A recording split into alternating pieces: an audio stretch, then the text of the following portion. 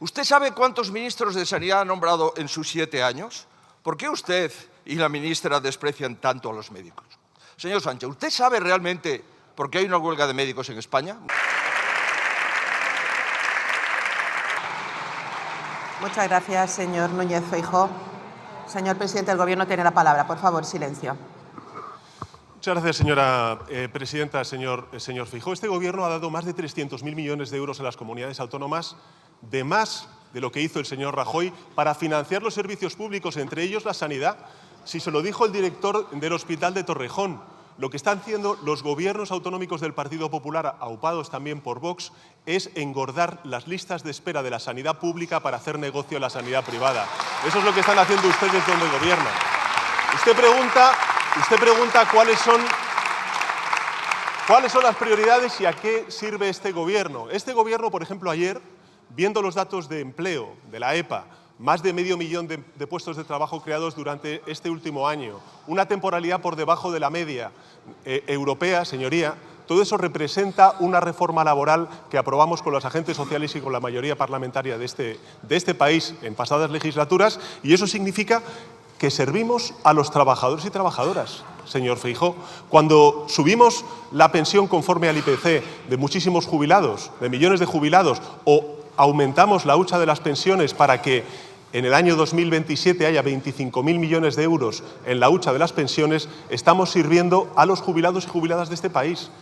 Cuando hacemos la rebaja más importante de la historia de los precios energéticos como consecuencia de la guerra de Irán, lo que estamos haciendo es servir a la industria, a los autónomos, a las pequeñas y medianas empresas de este país. Y cuando defendemos internacionalmente el derecho internacional, los derechos humanos y un orden internacional basado en reglas, y pedimos a la Unión Europea que rompa ese acuerdo de asociación con Israel, lo que estamos haciendo es defender y servir al sentido común y a los derechos humanos en nuestro país y en el planeta. Eso es lo que está haciendo este Gobierno, señoría. Servir a la mayoría social de este país.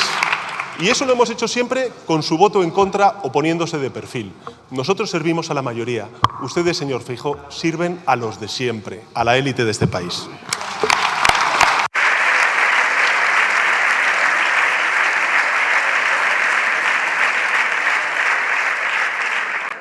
Muchas gracias, señor presidente. Señor Núñez Feijóo tiene la palabra. Bueno, señorías, se han dado cuenta que el presidente del Gobierno no sabe ni una palabra de sanidad y por no saber, no sabe ni que hay huelga de médicos desde hace 10 meses. En fin, señoría, de sanidad usted no tiene la menor idea. Señor Feijóo, evidentemente usted sabe mucho de muchas cosas, mucho más que yo. Muchísimo más que yo. Es usted una persona muy preparada. Pero fíjese, este Gobierno, señoría, lo que ha hecho ha sido poner en marcha un programa INVEAD para renovar la maquinaria y muchos de los equipamientos que son tratados en los hospitales sin tener competencia para ello. Sí, este Gobierno, por ejemplo, ha eliminado copagos y ha hecho otra cosa, señor Feijóo. Recuperó la universalidad de la sanidad pública, que es lo que ustedes quieren quebrar con sus acuerdos con Vox.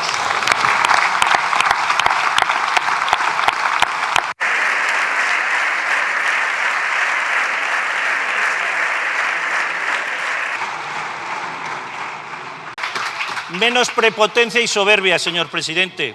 Menos cinismo e hipocresía. Váyase, señor Sánchez, váyase. No solamente le hará un... Muchas gracias, señor Catalán. Señor presidente. Muchas gracias. Y muchas gracias, señor Catalán, por su posición y sus intervenciones siempre tan constructivas, ¿no? Claro, habla usted de la Constitución, y lo hace también mucho la derecha y la ultraderecha sobre la Constitución española. Lo que han hecho ustedes, o mejor dicho, el Partido Popular y Vox, pactando en Extremadura, en Aragón, eso que llaman la prioridad nacional, que no es sino xenofobia, racismo, segregación, confrontación en la población, ¿eso es constitucional o eso viola la discriminación o el principio de igualdad y de no discriminación? Señoría, usted me pregunta si he reflexionado y gracias a esa reflexión debo o no convocar elecciones. Llevan ustedes pidiendo elecciones desde que ganamos la moción de censura. Por cierto, hay una gran diferencia entre nosotros y ellos, y es que cuando por desgracia sufrimos casos de corrupción, nosotros actuamos con total contundencia frente a lo que hace el Partido Popular en el día de hoy también. Sí. El ejemplo más palmario es el señor Feijóo, que llegó a la presidencia del Partido Popular precisamente para tapar los escándalos de corrupción de la señora Ayuso que lo que hicieron fue salir o sacar por la puerta de Génova al señor Casado. Habla usted de que practicamos una política exterior sin consenso y sectaria. ¿Pero de verdad usted considera que es sectaria y sin consenso defender el derecho internacional, llamar genocida al primer ministro de Netanyahu de Israel y decir en la Unión Europea que tenemos que romper el acuerdo de asociación con Israel como consecuencia de la vulneración de esos derechos humanos? Señoría, yo es que reflexiono y reflexiono y veo que hemos impulsado una transformación energética, una transición digital, que hemos redistribuido los frutos del crecimiento económico durante todos estos años. Sí, por supuesto, hemos reducido la desigualdad. Si no, léanse, por ejemplo, ayer el informe de FEDEA. Hemos reducido la desigualdad gracias al compromiso de este Gobierno, precisamente con la clase media trabajadora de nuestro país. Y ahí están los datos, señoría. Crecimiento económico, creación de empleo, redistribución de la renta, con problemas graves como es el de la vivienda, pero con un gobierno comprometido para resolver el problema de la vivienda. En definitiva, señoría, que yo reflexiono y yo creo, sinceramente, después de mi reflexión, a ver si con esto le puedo ayudar a persuadir en alguna cuestión, que a España lo que necesita son 8 años más de gobierno progresista. Señora Armengol, tenemos aquí las dos ramas autonómicas de la corrupción del Partido Socialista, las dos ramas autonómicas, la señora Armengol y el señor Torres. No nos extraña porque ustedes, el Partido Socialista de Pedro Sánchez, comenzaron robando las primarias. Usted, señor Torres, aparece en los dos informes de la UCO. Una adjudicación que la consejera del Partido Popular, después de todo eso, ha dicho en Canarias que fue ejemplar. Miren, usted me pregunta por la impunidad y el poder y yo le voy a ser claro, no le sale una, De la última pregunta hoy, lo que ha ocurrido en este juicio que está a punto de terminar es que ha ido la presidenta del Tribunal de Cuentas y lo que ha dicho es que los contratos con Baleares y con Canarias no tienen ninguna irregularidad por parte de los gobiernos autonómicos. Eso es lo que ha dicho en calidad de testigo la presidenta del Tribunal de Cuentas, pero eso a ustedes les da igual, Y ustedes son los que hablan de impunidad y poder. Miren, ¿saben lo que es el poder? Que un diputado como el señor Tellado, que ya no está, pueda venir aquí a hacer preguntas para que en ella ataque a la presidenta del Congreso, que es la única persona que no se puede defender, como lo hizo la semana pasada. Eso es un acto que no puede ser impune y además claramente es un acto de cobardía. ¿Qué es impunidad y poder? Que ustedes utilicen la inmunidad parlamentaria para aquí durante año y medio estar difamando a personas honradas y honestas, como lo ha dicho la Guardia Civil, y no les pase nada porque tienen inmunidad parlamentaria. ¿O qué es mezclar impunidad y poder? Lo que acaba de ocurrir en Extremadura, que una persona que es tocaya suya de apellido es capaz de decir que ella jamás pactaría con quienes deshumanizan la inmigración o quienes no son capaces de defender a la mujer frente a la violencia machista para luego tragarse sus principios y poder e impunidad. Primera decisión que toma ese gobierno, reducir las preguntas a la oposición. Eso, señoría, es democracia, es transparencia, señoría. Defender ya los fallecidos por el apagón y los fallecidos en Adamuz. Señorías, me habla usted de fallecidos. ¿Saben lo que es impunidad y poder mezclados? Que ustedes hayan protegido, hayan aplaudido a un presidente autonómico que en vez de estar liderando la emergencia, estaba de farra, señorías. Eso es lo que es vergonzoso. Con 230 personas fallecidas en la Comunidad Valenciana. Impunidad y poder es que ustedes se sigan riendo de los españoles 10 años después diciendo que no saben quién es M. Rajoy. Impunidad y poder es mezclar ustedes el que estén en una sede como la de Génova pagada en B. Eso es impunidad y poder, señorías. Y usted que es del Partido Popular de Murcia, mire, que escuche bien. Soy del Partido Socialista de Canarias. Ha habido 2 presidentes autonómicos en Canarias, ni acusados ni condenados. Ustedes, Partido Popular de Murcia, un presidente condenado, caso auditorio, otro acusado, casa de elecciones, señorías.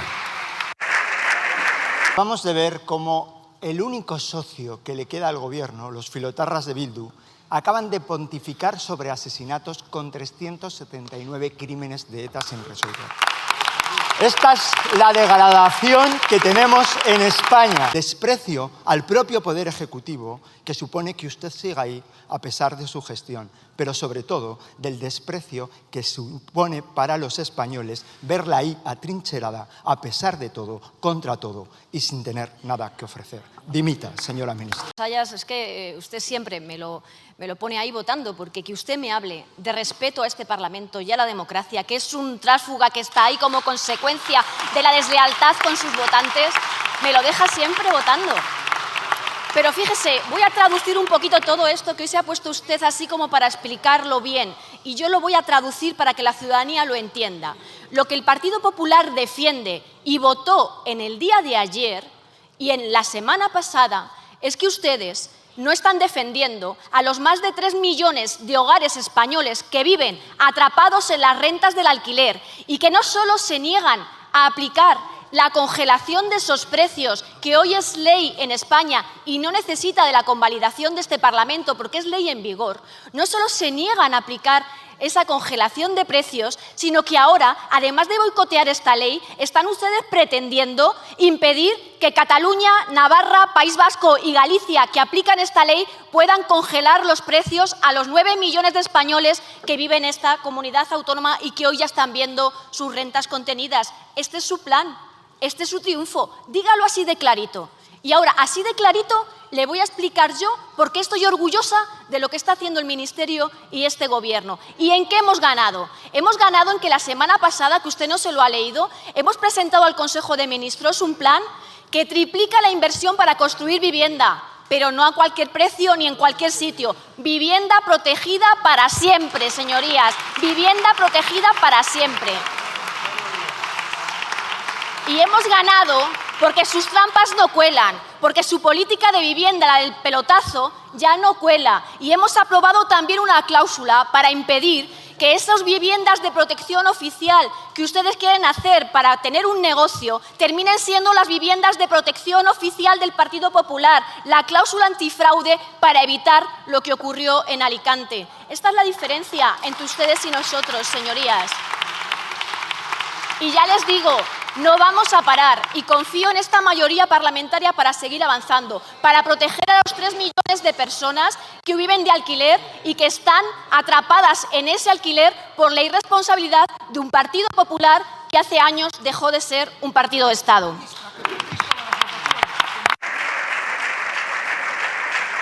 Ministra, ¿de verdad se cree feminista? ¿Siente que aporta algo que mejore la vida de las mujeres? Usted o su gobierno, toda la patulea de sanchistas que ovacionaban a Ábalos sabiendo que era un machista, un putero y no sé cuántas cosas más. Señor de los Santos, yo recuerdo que usted inició la legislatura metiendo miedo a las mujeres por la aplicación de la LOGILS. Y hoy el que da auténtico miedo es usted. Y da miedo por ese batiburrillo de cuestiones que insulta a las víctimas, que las pone a los pies de los caballos. Da miedo por sus bulos, por sus mentiras y también da miedo porque últimamente se dedica a arropar acosadores, a estar a favor de acosadores, siempre que sean de su propio partido, como el alcalde de Móstoles. Creo que usted formó parte de ese gobierno.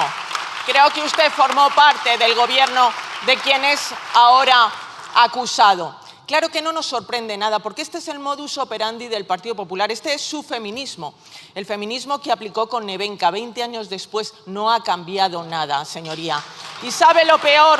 Lo que más miedo da del Partido Popular es su incongruencia, su incoherencia. Por un lado, ustedes están recibiendo los recursos del Pacto de Estado, 180 millones de euros. Y por otro, con la mano derecha está firmando con Vox los pactos de la vergüenza. ¿Sabe cuál es su modelo en esos pactos de la vergüenza de igualdad?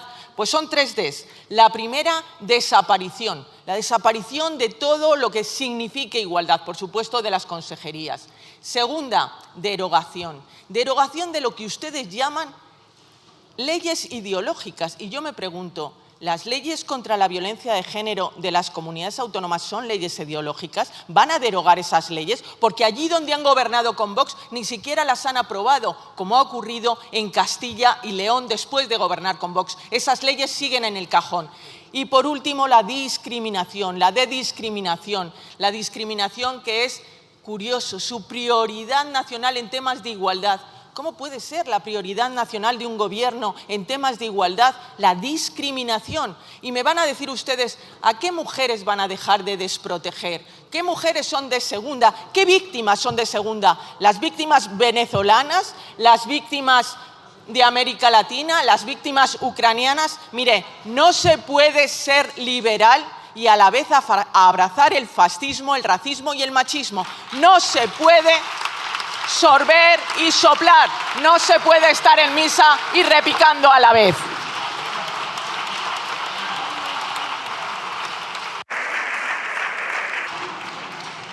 Muchas gracias. Bienvenida de su viaje a Hollywood. Ha estado usted en la gala de los Oscar y supongo que estaría usted como en su propia casa. No sé qué categoría le habrá interesado más. ¿Mejor montaje? ¿Mejor película de animación? ¿Mejor maquillaje? ¿O mejor cortometraje? Escuchándole con ese estilo tan depurado que tiene usted. Nosotros no estamos aquí para emitir valoraciones. Estamos aquí para trabajar con datos y, créame, este Gobierno, para mejorar la vida de la gente. Y tome nota, porque lo vamos a seguir haciendo a pesar de ustedes. Que necesite de un solo botón. Necesitamos de la colaboración de todas las administraciones. También necesitamos recordar de dónde venimos, ¿no? Porque para formar a un médico un médico o una médica, se necesitan como mínimo 10 años. Y venimos de recoger 10 años de recortes. Quiero recordar, se ríen aquí, claro, pero quiero recordar que hace más de 10 años... Un momento, silencio, por favor, si no es recortes imposible. y mala educación, también es verdad, pero bueno, no pasa nada. Sí. Quiero recordar que fue el Partido Popular el que, con sus recortes, en la formación sanitaria especializada, por ejemplo, solo ofrecía 6.000 plazas. Ahora, a día de hoy, estamos ofreciendo más de 9.000 plazas para médicos y médicas y, por supuesto, más de 12.000 plazas para el resto de formación sanitaria especializada. Hemos incrementado un 40%, pero es que no solo esto. Necesitamos plazas también en las universidades públicas de medicina. También el Gobierno de España ha hecho ese esfuerzo. Y también hay comunidades que han hecho ese esfuerzo para poder retener el talento, para poder permitir que los profesionales se queden en sus comunidades, se queden en sus hospitales, y eso depende de una cosa tan sencilla que se votó, se aplicó en el año 2001, que es la transferencia de las comunidades, las transferencias de las competencias en sanidad, que se transfirió a Cataluña muchísimo antes. Por eso necesitamos que todas las administraciones trabajemos al unísono para ver cómo podemos afrontar lo que nos viene por delante, que es el reto de la demografía, el reto de la cronicidad, el reto del aumento de la demanda, de las necesidades de cada vez más profesionales en nuestro sistema sanitario. Muchas gracias. Señor Cuerpo, la vanidad es una mala compañía en política. Mire, la señora Montero estaba ahí sentada. La señora... Silencio, por favor. Silencio, por favor, señores diputados. Silencio. Silencio, por favor, señora Muñoz. Este ruido es imposible. Señor... Es imposible. Silencio, por favor. Cuando quiera, señora Muñoz. Señor vicepresidente, en una sesión de control hemos comprobado que usted es verdad que tiene un tono más pausado que la señora Montero, pero miente igual. La semana pasada le invité a que habláramos, además de la corrupción, de otros problemas que también afectan a los españoles. Se le ha olvidado decir cuál es la primera preocupación en esa lista, que no es otra que la vivienda, y a lo mejor podíamos haber hablado de la posición del Partido Popular sobre el Real Decreto Ley de ayer en materia de vivienda.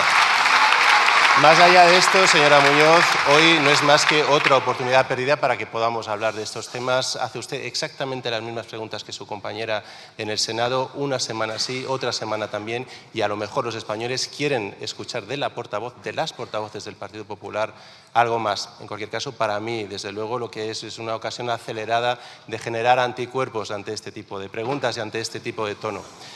Permítame que además señale, respondiendo a su pregunta sobre las diferencias con respecto a mi predecesora, haciendo mención tanto a la vicepresidenta Calviño como a la vicepresidenta Montero, que quizá la principal diferencia radica en los retos a los que nos hemos tenido que enfrentar cada uno en nuestro momento, desde el COVID, aranceles, Ucrania, Irán, pero en cualquier caso siempre con una línea de política y de gestión muy clara y consistente. Una línea que consiste en proteger, es decir, reforzar el estado del bienestar, y en modernizar, en seguir promoviendo las oportunidades para los ciudadanos en España. Una línea que además está dando resultados.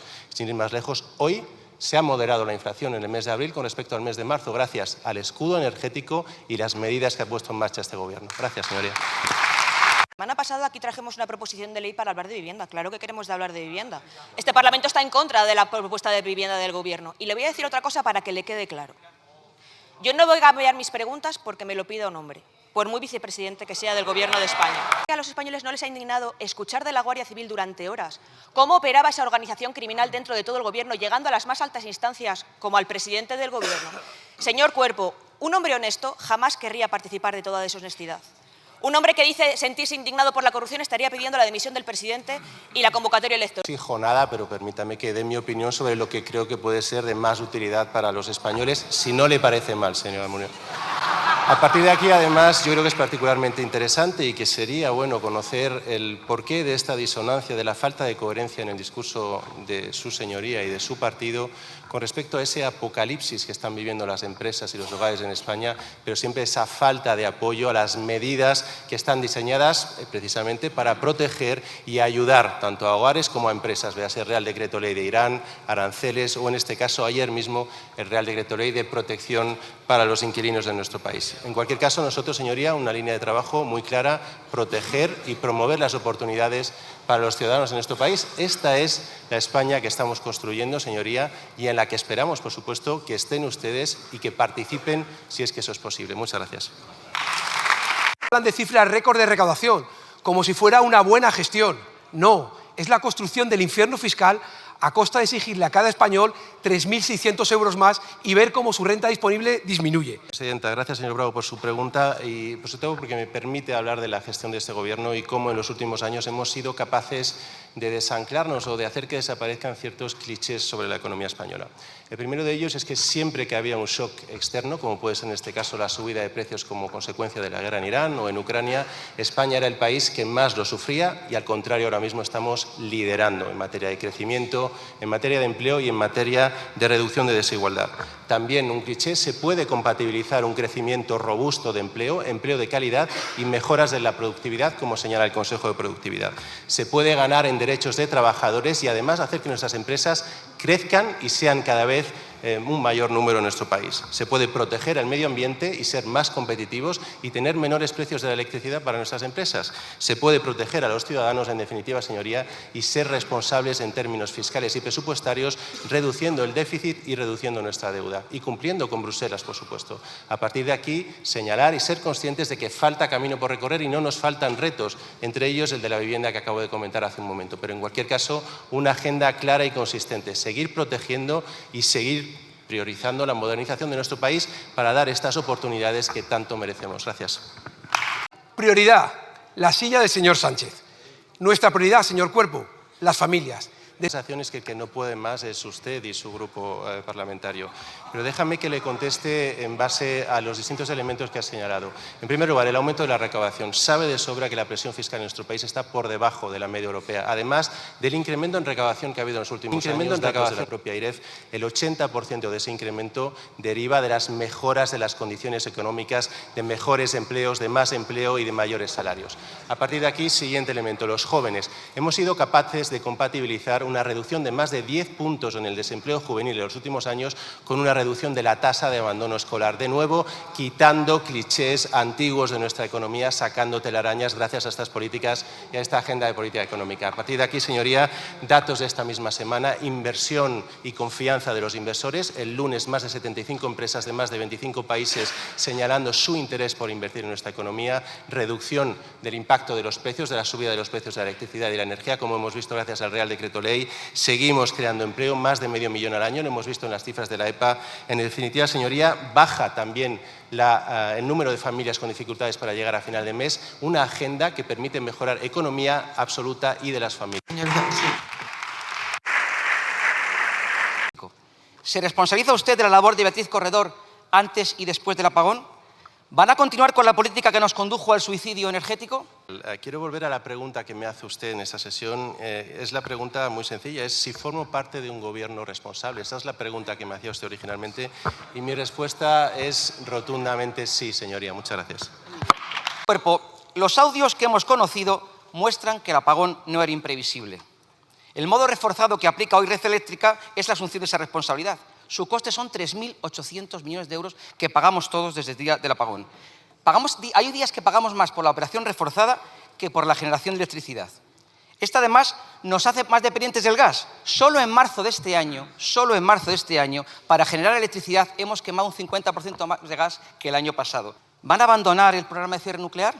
Usted, que es extremeño, ¿sigue queriendo cerrar Almaraz? Responda. Por cierto, dígaselo también al presidente y asuma usted. No sé si es desconocimiento o malevolencia, o las dos cosas. Pero del mismo modo que el precio de la harina no es el precio del pan, el precio del mercado mayorista eléctrico no es lo que la gente paga en la factura cada día. Es que un gobierno responsable también es aquel que hace el uso más eficiente de los recursos de los que dispone.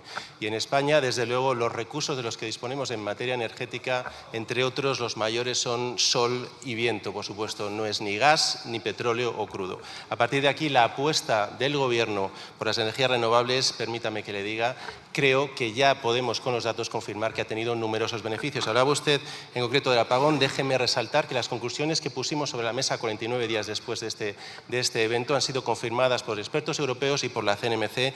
Mecanismos regulatorios y técnicos disponibles en ese día eran suficientes para gestionar de manera adecuada el sistema. El refuerzo que estamos poniendo en marcha de supervisión, además, garantiza que no se vaya a repetir esta situación, y la CNMC ha abierto expedientes para verificar el posible incumplimiento de la normativa y hacerlo, por lo tanto, con todas las garantías posibles. Una vez aclarado esto, permítanme volver a mi argumento inicial.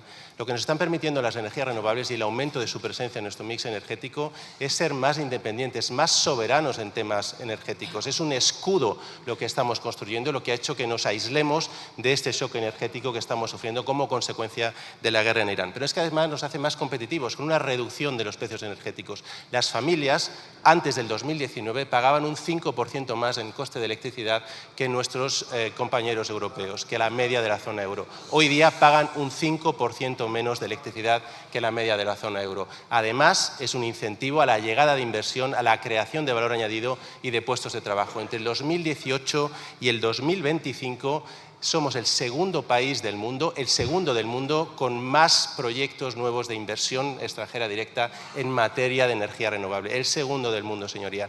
Además de esto, y me alegra que haya mencionado Extremadura, lo que supone la apuesta por las renovables es un elemento de cohesión regional, donde la apuesta paralela en términos de energía renovable e industrialización se tiene que materializar y no dar pasos atrás como los que están dando ustedes con el acuerdo que han firmado con Vox en Extremadura. Queremos más fábricas de baterías como la de Navalmoral o más fábricas de diamantes sintéticos como la de Trujillo. Eso es lo que queremos para el futuro de Extremadura y para España, señoría. Gracias. ¿Está usted dispuesto a sacar todos los cubos de la basura de la gestión de su antecesora, María Jesús Montero, en el Ministerio de Hacienda? Pues mire, es verdad que llevo poco tiempo en el cargo de ministro, pero y he pecado de inocencia. Pensaba que usted, con esa pregunta, me iba a formular cuestiones que le importan a los ciudadanos. Por ejemplo, me iba a preguntar por la evolución del déficit público, que es el menor en 18 años, por la evolución de la deuda pública, que ha caído 23 puntos desde el máximo que alcanzamos durante la pandemia, que me iba a preguntar por el rating de nuestra deuda, que está por debajo de otros países comunitarios que siempre han sido referencia, por las consecuencias en las familias, empresas y autónomos de la guerra en Oriente Medio, o, ya que usted es andaluz, por el modelo de financiación. 53.000 millones de euros más mi predecesora, María Jesús Montero, a Andalucía, que me preguntaré en qué se los han gastado, si en reducir deudas en listas de espera o privatizar servicios públicos. La respuesta la sabe. O también por la propuesta del nuevo modelo de financiación, que Andalucía son 4.800 millones adicionales, o el proyecto de ley de condonación de la deuda que está ya en esta Cámara, que son 18.700 millones adicionales. Pero bueno, en todo caso, yo creo que el buen funcionamiento del Ministerio está garantizado sobre todo por todos y cada uno de los servidores públicos que trabajan todos los días para sacar este país adelante. Muchas gracias. La guerra sucia del PSOE, la fontanera, Leire Díez en Enusa y Correos, la SEPI. ¿No le han contado a usted todo esto? Pues debería usted estar más atento. Mire, permítame que le recomiende. Saque usted todos los cubos de la basura de la gestión de su antecesora en el cargo, María Jesús Montero, en el Ministerio de Hacienda, o usted será cómplice de la corrupción de María Jesús Montero. Le reconozco un error, ser demasiado inocente y pensar que su pregunta iba a ser constructiva. Podría hablar de los dos últimos ministros de Hacienda del Partido Popular, pero no lo voy a hacer. No lo voy a hacer. Porque creo que los españoles y españolas esperan otra cosa del principal partido de la oposición, de que plantee temas constructivos como los que yo le he relatado anteriormente en mi intervención, que importan porque son de la calidad financiera y crediticia de nuestro país, y otros temas como la vivienda o cómo seguir reduciendo el desempleo, cómo seguir reduciendo la brecha de género y otras muchísimas cosas. En esos temas constructivos como el de la vivienda, debatamos todo lo que queramos. En lo demás, no cuente conmigo. Señor presidente, la siguiente pregunta se la formula la diputada doña Maribel Vaquero Montero, del Grupo Parlamentario Vasco, PNV, que tiene la palabra, cuando quiera. Por favor, silencio. Señor Sánchez, hoy la aritmética parlamentaria es perversa. Ayer tuvimos ocasión de ver que hay temas que necesitan un mayor consenso y hay otros que tienen que quedarse fuera del oportunismo político como el de mañana. Pero también hay temas de calado, que no sé si están entre sus prioridades, pero sí en las de muchas personas de Euskadi y del Partido Nacionalista Vasco, y que dependen únicamente de su voluntad y de su acción política. Por ello, ¿cuáles son sus prioridades y cómo piensa abordarlas con esta aritmética parlamentaria? Muchas gracias, señora Vaquero. Señor presidente. Muchas gracias, señora presidenta. Me gusta, además, que usted haya preguntado por prioridades, porque si se fija, ahora mismo estamos hablando de muchas prioridades nacionales. Estamos viendo acuerdos del Partido Popular con Vox en algunas comunidades autónomas, cuya prioridad es la xenofobia, es el racismo, es la confrontación, es la polarización y es la segregación. Eso es lo único que pueden ofrecer el Partido Popular y Vox en los territorios en los que están gobernando y conforman mayoría. Mire, las prioridades del Gobierno de España las marcamos hace 8 años. Es crecer, es crear empleo, es redistribuir ese crecimiento entre la clase media trabajadora de nuestro país y es también afrontar las transformaciones digital, energética, que por cierto nos están haciendo mucho más resilientes ante los shocks energéticos derivados de conflictos bélicos en Ucrania o en Oriente Medio. Y es, por supuesto, también defender un orden multilateral que garantice la paz y la estabilidad en el mundo como garantía de la prosperidad de las naciones. Ese es el planteamiento que tiene el Gobierno de España, señoría, y para ello necesitamos varias cosas. La primera, más allá de la aritmética parlamentaria, oposiciones constructivas, posiciones políticas constructivas que piensen en el interés general y no el interés partidista, como hemos visto, por desgracia, en muchas ocasiones, cuando incluso grupos parlamentarios han votado en contra de reformas laborales que hoy están trayendo creación de empleo y también reducción de la temporalidad, o incluso también la revalorización de las pensiones conforme al IPC. Y todo eso lo hemos logrado con apoyos de grupos parlamentarios, tanto como el suyo y otros, y agradezco además esa posición constructiva, como también con los agentes sociales, señoría. Ha habido importantes reformas de este país, como la reforma laboral, que no solamente lo hemos hecho con los sindicatos, lo hemos hecho con los sindicatos, con la patronal y con mayorías parlamentarias de esta Cámara.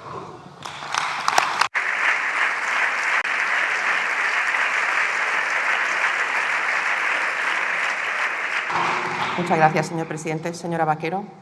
Sí, nosotros somos un partido muy propositivo, pero le voy a recordar, existe una huelga de sanidad. Ya le pregunté por ello. Seguimos no igual, peor, porque las listas de espera aumentan. En Euskadi ya han alterado la atención a 300.000 personas y han aplazado 8.000 operaciones, cuando se estaban recuperando los tiempos de espera. Y esta huelga no afecta a todos por igual, afecta a la sanidad pública, a Osakidetza, a esa que defendemos desde el Partido Nacionalista Vasco y que da servicio a vascos y a vascas. Y no nos venga a tirar el balón al córner de las comunidades autónomas intentando desplazar la responsabilidad cuando es un conflicto estatal que exige liderazgo. Haga lo imposible para llegar a un acuerdo, resuelva ya los motivos de esta huelga. Vivienda, para nosotras también es una prioridad. Y sabe que nos la tomamos en serio, pero no puede pretender que traguemos con todo lo que ustedes pretendan sin diálogo ni acuerdo. Esta crisis necesita altura de miras. Con los autónomos más de lo mismo, sin avances. ¿A qué están esperando? Tenemos muchos temas prioritarios pendientes. Amianto, el fondo siguen sin una respuesta justa. La prestación CUME convertida en un laberinto que desespera a las familias. Los coeficientes reductores para cuidadores principales de grandes dependientes y la de aquellos que han cotizado más de 40 años en el cajón del olvido. Podría seguir y, como ve, no he hablado de los pendientes del pacto de investidura, ni de las transferencias pendientes, ni de los proyectos de ley como la de secretos oficiales, que son sus promesas incumplidas. Quizás usted en lo que queda de la legislatura tiene solo como prioridad levantar un muro contra el fascismo y el trumpismo, y es legítimo y necesario, se lo reconozco. Ahí nos va a encontrar. A nosotros también, porque nunca nos hemos movido de la defensa de los valores democráticos. Ese es también nuestro objetivo. Pero no lo conseguiremos si además del fondo no cuidamos las formas y no nos respetamos los unos a los otros. Usted sabrá cómo quiere llegar hasta la convocatoria electoral, si quiere compañía o no, presidente. Muchas gracias, señora Vaquero. Señor presidente, por favor, silencio. Silencio.